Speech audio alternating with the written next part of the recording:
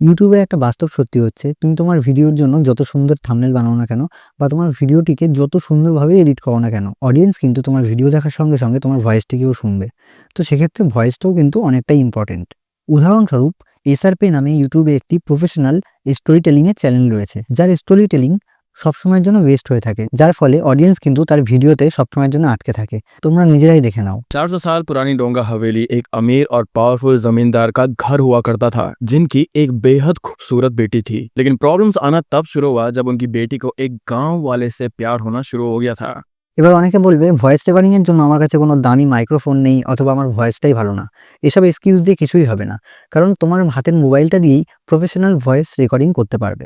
স্ক্রিনে দেওয়া এই 3টে অ্যাপস ইউজ করতে পারো, অথবা তোমার মোবাইলের নিজস্ব ভয়েস রেকর্ডিং অ্যাপটাও কিন্তু ইউজ করতে পারো।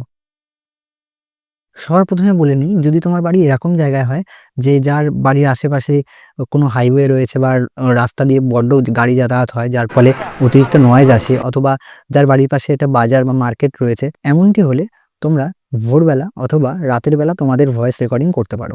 যদি তোমার ভয়েস রেকর্ডিংয়ের সময় অতিরিক্ত ইকো হয়, সেক্ষেত্রে কিন্তু তোমরা ব্ল্যাঙ্কেটের মধ্যে মাইক্রোফোনটিকে নিয়ে কিন্তু ইউজ করতে পারো, অথবা এমন কোনো জায়গায় গিয়ে তোমরা রেকর্ড করো যেখানে জামা কাপড় অথবা কোনো রকম আসবাবপত্র ভর্তি আছে। ভয়েস রেকর্ডিং করার সময় ফোনটিকে কোনো স্টেবল জায়গায় অথবা টেবিলের উপরে রেখে ভয়েস রেকর্ডিং করো। তোমরা চাইলে ডিরেক্টলি মাইকের সামনে কথা না বলে ফোনটাকে সাইড অ্যাঙ্গেল থেকে ঘুরিয়ে কথা বললে কিন্তু তোমাদের রেকর্ডিংটা আরও বেস্ট হবে। আর চেষ্টা করবে স্কিপগুলোকে 4-5 ভাগে ভাগ করার, কারণ একটা একটা স্কিপ বলার পর যেন কিছুটা সময় তুমি পেয়ে যাও একটু রিল্যাক্স হওয়ার জন্য। শুধু রেকর্ডিং করলেই হবে না, সেই ভয়েসটাকে পার্ট বাই পার্ট এডিটও করতে হবে। এডিটিংয়ের জন্য আমরা প্লে স্টোর থেকে অথবা অ্যাপ স্টোর থেকে লেক্সিস অডিও এডিটর অ্যাপসটিকে ডাউনলোড করে নেব। এরপর আমরা অ্যাপসটা ওপেন করে নেব এবং আমাদের ভয়েসটা যেটা আছে সেটা এখানে ইনপুট করে নেব। তারপর পার্টিকুলার কিছুটা পার্ট, এক্সেস পার্টটাকে আমরা এইভাবে সিলেক্ট করে 3 ডটে ক্লিক করে ডিলিট করে দেব। তারপর 3 ডটে ক্লিক করব, ইফেক্টসে ক্লিক করব এবং নয়েজ রিডাকশন অপশনতে ক্লিক করে আমি এখানে নয়েজের ডেসিবেল কমাতে অথবা বাড়াতে পারবো। আমি এখানে 40 ডেসিবেল রেখে দিয়ে সিম্পলি অ্যাপ্লাই অপশনে ক্লিক করে দেব। তারপর আবারও 3 ডটসে ক্লিক করে ইফেক্টসে গিয়ে অ্যাম্প্লিফায়ার এবং ইকুয়ালাইজার অপশনটিতে ক্লিক করব এবং প্রথমের 4টে এবং ব্যাক সাইডের 4টে ইকুয়ালাইজার একটু বাড়িয়ে দেব এবং প্রি অ্যাম্প্লিফায়ার অপশনে 2 ডেসিবেল রেখে নরমালি অ্যাপ্লাই করে দেব। এরপর আমাদের লাস্ট স্টেপ 3 ডটে ক্লিক করব এবং ইফেক্টসে গিয়ে নরমালাইজে ক্লিক করে দেব। আমাদের ভয়েস কিন্তু রেডি।